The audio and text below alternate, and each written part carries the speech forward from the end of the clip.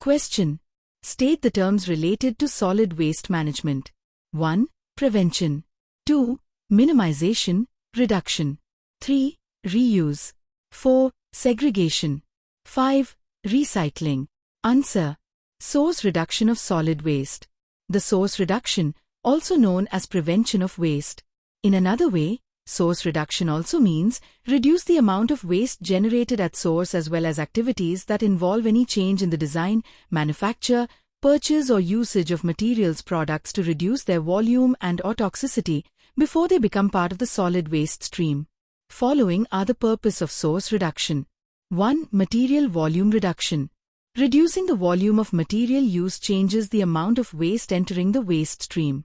This is helpful in controlling the waste generated and its disposal. For example, percentage of packaging waste generated in society can be reduced by buying the item in bulk quantity. 2. Product reuse.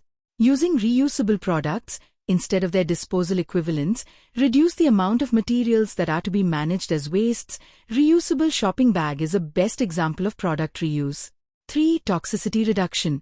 Source reduction reduces the number of toxic constituents in products entering the waste stream and reduces the adverse environmental impacts. 4. Increased product lifetime. Source reduction facilitates the use of products with longer lifetime over short-lived alternatives that are designed to be discarded at the end of their useful lives. 5. Decreased consumption. This refers to the reduced consumption of materials that are not reusable, example using a reusable shopping bag instead of picking up plastic bags from the store. Segregation. The SWM rules 2016 define segregation as sorting and separate storage of various components of solid waste. The waste are categorized into two types, namely biodegradable wastes and non-biodegradable wastes. Biodegradable wastes, it includes agriculture and dairy waste. Non-biodegradable wastes, it includes recyclable waste, non-recyclable combustible waste, sanitary waste and non-recyclable inert waste, domestic hazardous wastes, and construction and demolition wastes. The waste processing and treatment technologies used in SWM may be optimized due to effective segregation of waste. Segregation of solid waste are as follows.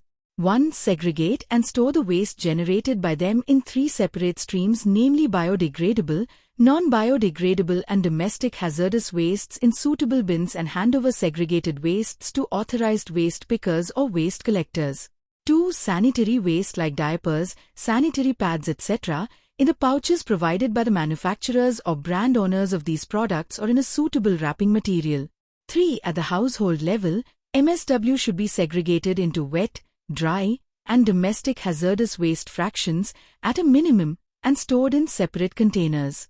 4. Domestic hazardous waste, example batteries, used CFLs, tube lights, chemical, paint, and insecticide containers, etc., should be handed over separately to the waste collectors or at the domestic hazardous waste deposition centers for safe disposal as specified by the municipal authority or through the relevant retail trade, example for batteries.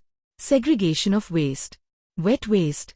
Food waste of all kinds, cooked and uncooked food including bones and eggshells, flour, fruit and waste including juice, vegetables peels and household garden plant wastes, wrappers, paper towels, food, fish and meat. Dry waste. Paper, cardboard and curtains. Containers and packaging of all kinds excluding those containing hazardous materials, compound packaging plastics. Rags, rubber, wood, discarded clothing, furniture etc. Metals, glass, inert house sweepings and inserts. Domestic hazardous.